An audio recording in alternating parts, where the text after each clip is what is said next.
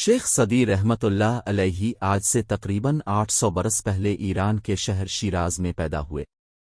آپ ایک بہت بڑے معلم مانے جاتے ہیں۔ اب کے لیے ان کی 4 حکایات پیش خدمت ہے۔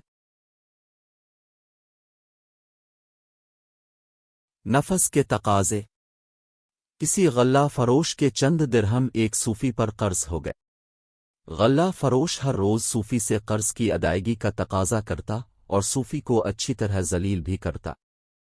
ایک دن صوفی کو اس کے ایک دوست نے کہا، یہ غلہ فروش تمہیں رقم کے تقاضا میں روز ذلیل کرتا ہے اور تم ٹال مٹول کرتے رہتے ہو۔ معلوم ہوتا ہے کہ تم نے اپنی یہ عادت بنا لی ہے۔ بہتر ہوتا کہ نفس کے تقاضے کو بھی آئندہ کل پر ٹال دیتے اور قرض کی مصیبت میں نہ پڑتے۔ حاصل کلام: وقتی پریشانی دور کرنے کے لیے قرض لینا اپنے آپ کو ہلاکت میں ڈالنا ہے۔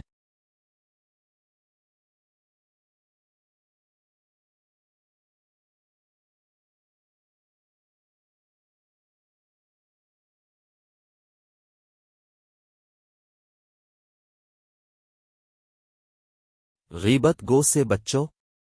کسی عالم سے دریافت کیا گیا، اگر کوئی پارسا شخص انتہائی حسین ہو اور کسی بند کمرے میں کسی حسینہ کے ساتھ محو گفتگو ہو، ایسے میں انہیں دیکھنے والا کوئی نہ ہو، نفس بھی طلبگار قربت ہو اور شہوت بھی غالب، مقولہ عرب کے مطابق کھجوریں پکی ہیں اور باغبان روکنے والا نہیں، کیا یہ ممکن ہے کہ ایسی حالت میں پرہیزگاری کی وجہ سے بچا رہے؟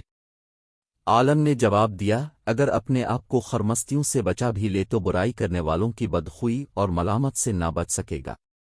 حاصل کلام: انسان اپنے نفس کی برائی سے بچ سکتا ہے، مخالف کی بدگمانی سے نہیں۔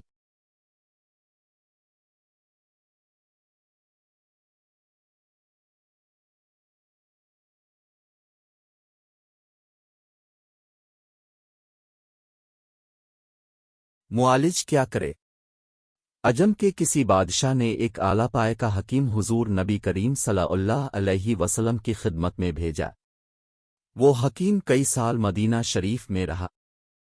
کوئی ایک شخص بھی اس کے پاس علاج کے لیے نہ آیا۔ ایک دن وہ حضور نبی کریم صلی اللہ علیہ وسلم کی بارگاہ اقدس میں اس شکایت کے ساتھ حاضر ہوا، یہ خادم یہاں کے لوگوں کے علاج معالجہ کے لیے آیا، لیکن اتنی مدت گزرنے کے باوجود کسی نے میری طرف توجہ ہی نہیں کی اور نہ ہی علاج کے لیے کوئی بیمار میرے پاس آیا۔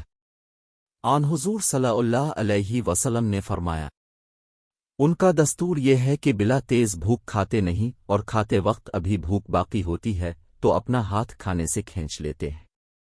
حاصل کلام: ہمیشہ تندرست رہنے کا راز یہی ہے کہ بلا تیز بھوک مت کھاؤ، اور ابھی بھوک باقی ہو تو اس سے ہاتھ کھینچ لو۔ انسان کبھی بیمار نہیں ہوتا۔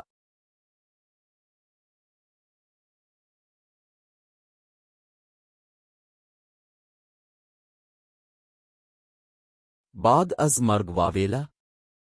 ریچھ نے ایک بکرا شکار کیا اور کھانے کے لیے بیٹھا۔ اچانک ادھر سے ایک بھوکا شیر بھی آ نکلا اور آتے ہی ریچھ پر حملہ کر دیا۔ ریچھ نے اپنے ہاتھ سے شکار نکلتے دیکھا تو وہ آپے سے باہر ہو گیا۔ اس نے دل میں کہا کہ ایسے مفت خورے شیر سے کیا ڈرنا، اس کا ڈٹ کر مقابلہ کرو۔ یہ سوچ کر انتہائی غصے سے دانت کٹکٹتا ہوا شیر سے الجھ گیا۔ کافی دیر تک دونوں میں لڑائی ہوتی رہی، یہاں تک کہ لڑتے لڑتے لہولہان ہو گئے۔ نہ ریچھ ہار مانتا تھا نہ شیر۔ خوفناک لڑائی جاری رہی، دونوں زخموں سے چور چور بے دم ہو کر زمین پر بے سدھ گر گئے۔ ایک چالاک لومڑی کافی دیر سے دور کھڑی یہ تماشا دیکھ رہی تھی، بڑی موقع شناس تھی، موقع سے فائدہ اٹھایا اور بکرے کو اٹھا کر لے گئی۔ شیر اور ریچھ بے بسی سے یہ منظر دیکھتے رہ گئے۔ حاصل کلام: آئے موقع کو ہاتھ سے گنوانا حماقت ہے، بار بار مواقع نہیں ملتے، ایک بار موقع کھو کر بعد میں کف افسوس ملنے سے کیا حاصل۔